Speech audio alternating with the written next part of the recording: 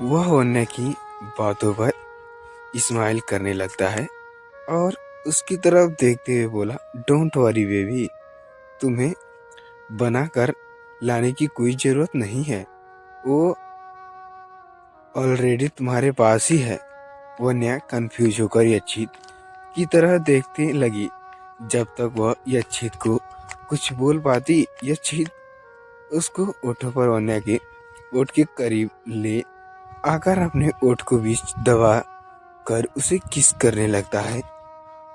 अब आगे वन्या जब उससे छूटने के लिए छटपटाने लगी तो यच्छित ने उसकी कमर पर अपनी पकड़ मजबूत करते हुए उसे अपने करीब कर लिया। थोड़ी देर बाद वन्या ने उसके अलग होने की कोशिश छोड़ दिया और इस किस में वह भी इन्वॉल्व हो गई। 15 मिनट बाद जब वन्या को सांस लेने में दिक्कत हुई तो यच्छित ने उसे रिलीव कर दिया। वन्या यच्छित से छूटने ही लंबी लंबी सांसें भरने लगी। यच्छित वन्या को देखकर सीट करते हुए बोला, डेजर सच में बहुत स्टेटी था। यह सुनते ही वन्या यच्छित की तरफ घूर कर देखने लगी। उसे इस तरह घूरता देख यच्छित स्माइल करने लगता है और उसे अभी भी वन्या पर बहुत प्यार आ रहा था। वह उसे और परेशान करना चाहता था। वह वन्या की तरह शरारत भरी निगाहों से देखते हुए बोला, उफ, तीखी नजरों से देखती हुई तुम कितनी कातिल लगती हो वाइफी। मन कर रहा है एक बार फिर तुम्हारे इन रसीले ओठों को किस कर लूं। यह कहते हुए वह जैसे ही उसके ओठों के करीब जाता है, वो नए यच्छित के मुंह को अपने हाथों से ही कवर कर लेती है और बोलती है, बिल्कुल भी नहीं। पर यच्छित पर तो जैसे भूत सवार था। उसे भी वन्या का तंग किए बगैर कहाँ चैन मिला था। उसने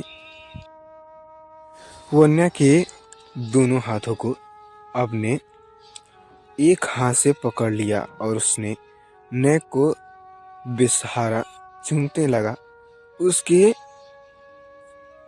स्नेक किस से वन्या पिघलने लगी। उसे किस करते हुए यच्छित उसके अलग होता है और एक गहरी नजर एक उसकी तरफ देखकर उसे अपनी बाहों में उठाता है और एक अपनी प्राइवेट रूम में की तरफ ले जाता है। वह यच्छित की जरूरत का सारा सामान पहले से ही मौजूद था। वह वन्या को बेड पर लेटाकर खुद उसके ऊपर आ जाता है और एक बार फिर उसे किस करने लगता है। उसे भी भरकर किस करने के बाद यच्छित उससे अलग हो जाता है क्योंकि उसे भी महसूस होता है वह कि वह इस किस में बहुत बहक रहा था। यही सोचकर वन्या से अलग हो जाता है। वह उसके कपड़े ठीक करता है और उसके बालों को कान से पीछे करते हुए बोला, थोड़ी देर आराम कर लो। वन्या हाँ में सिर हिलाती है।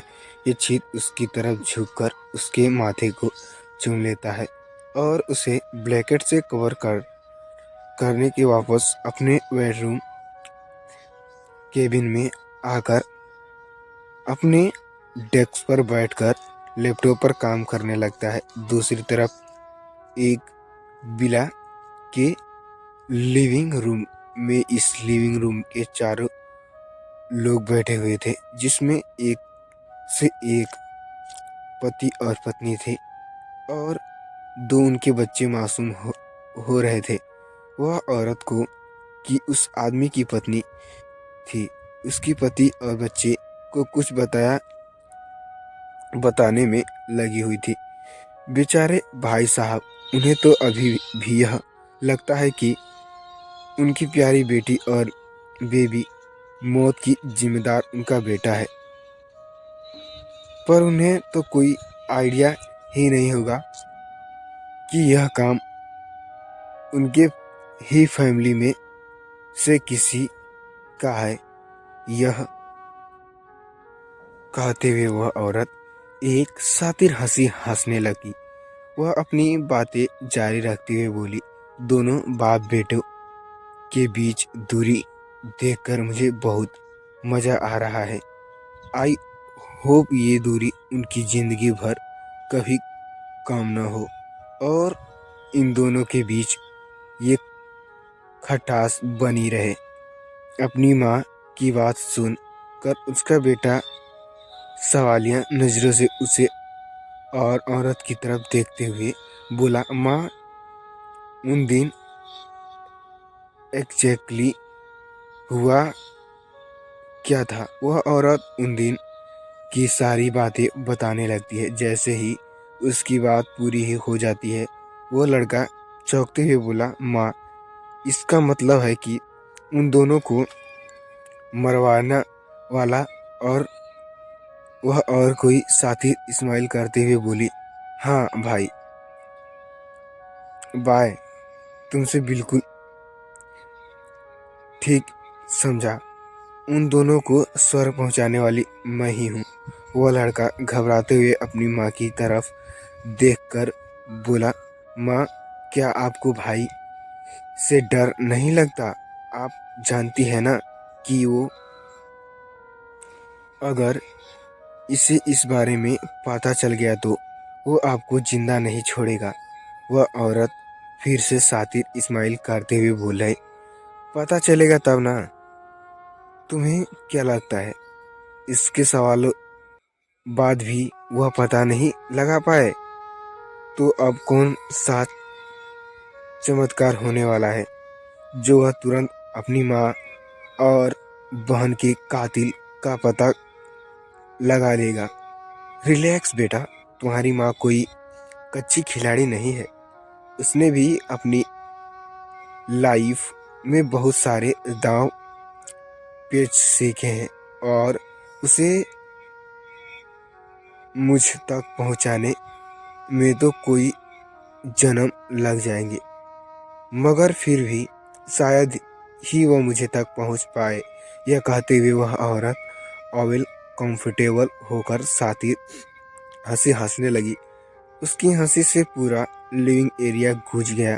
शाम का वक्त काम करते करते यक्षित को पता ही नहीं चला कि कब दोपहर हो गई। दोपहर से शाम हो गई। जब वह काम करने बैठता तो उसे टाइम की कोई खबर ही नहीं होती। काम खत्म होने के बाद उसने लैपटॉप स्क्रीन को बंद किया और अपनी राउंड चेयर पर टिकाकर रेस्ट करने लगा। तभी उसे वन्या का ख्याल आता है। वह स्माइल करता हुआ उसके चेयर से उठा और अपनी प्राइवेट रूम की तरफ जाने लगा। वह दीवार पर टेक लगाकर सामने पेट पर सोती वन्या को मासूम चेहरे को निहारने लगा। सोते हुए ही उसके बाल उसके चेहरे पर बिखरे पड़े थे।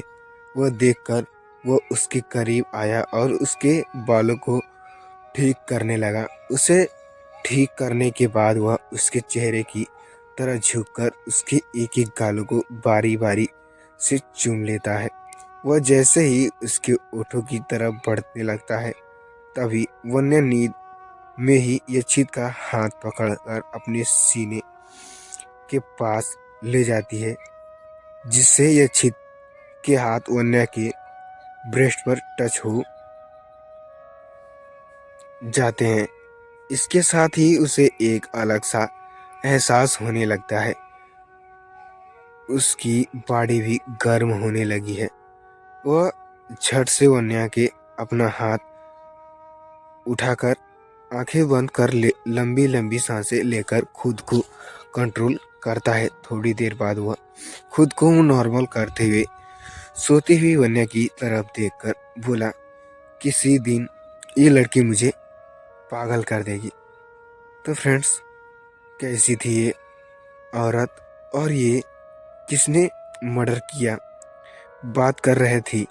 जानने के लिए बने रहिए हमारे स्टोरी में। तो फ्रेंड्स, स्टोरी कैसी लगी कमेंट करके ज़रूर बताइएगा। तो फ्रेंड्स, चलिए मिलते हैं ऐसे इंटरेस्टिंग मज़ेदार स्टोरी के साथ नेक्स्ट पार्ट में। तब तक के लिए हमें दीजिए आगे तक की इजाज़त।